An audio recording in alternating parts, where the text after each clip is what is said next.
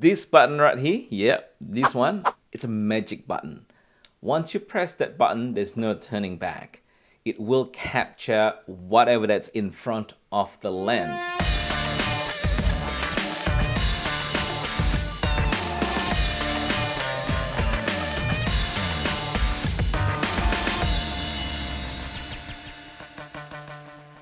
I want to encourage you to have a thought before you press that button. So whatever you capture, that is the best that you can do in that environment at that time, at that moment. I've seen a lot of photos from other photographers that look to me that there's not much thoughts going into it before that person hit the shutter button. I know, hold your thoughts.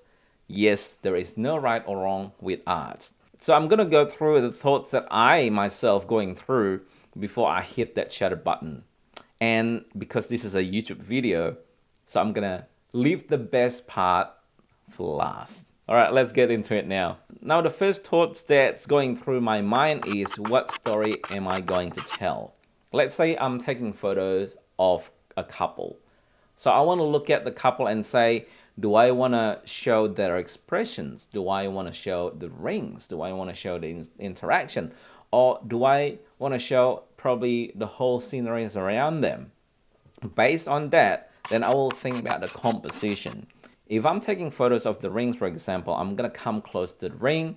I'm going to make my depth of field more shallow so that the rings pop. If I want to tell a story of where the couple is, then I will look at the surrounding behind them. But with that as well comes possibility of a lot of clutters.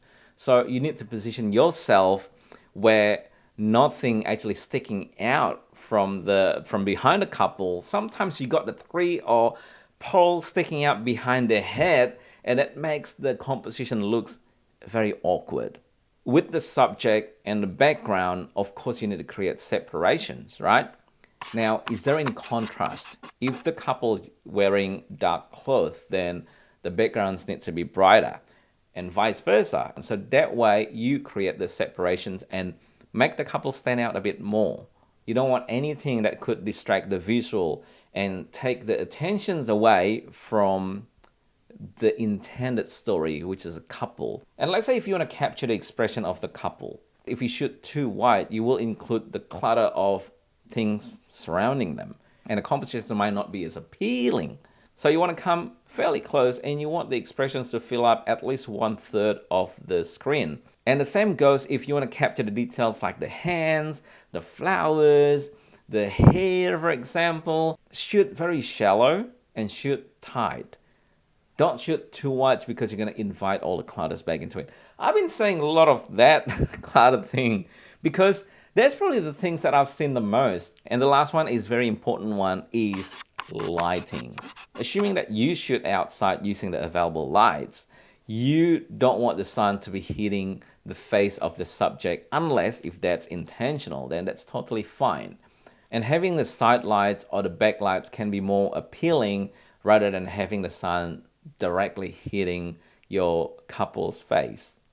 But again, you might want to play around with the contrast. You might want to expose to the highlights, therefore all the shadows becoming very dark and those highlights becoming dominant. That's totally fine and that's cool. Whatever you're trying to capture is make sure your audience's eyes are being drawn into that rather than wandering around the photos and go, where do I look at?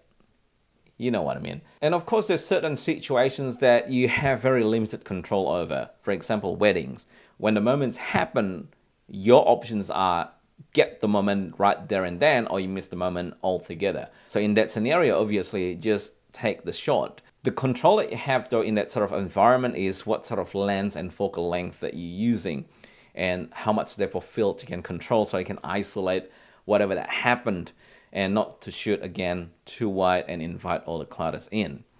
However, yes, I agree, in wedding scenarios, you got limited control over what you can do. All right, that's my thought process. Hopefully that helps you to put in some thoughts in and capture better photos next time before you hit, what button was it? The magic button. All right, if you like this video, you know what to do. My name is G. I'm a wedding photographer. I also do workshops and teach people how to take better photos. And until then, make this world a better place. Bye.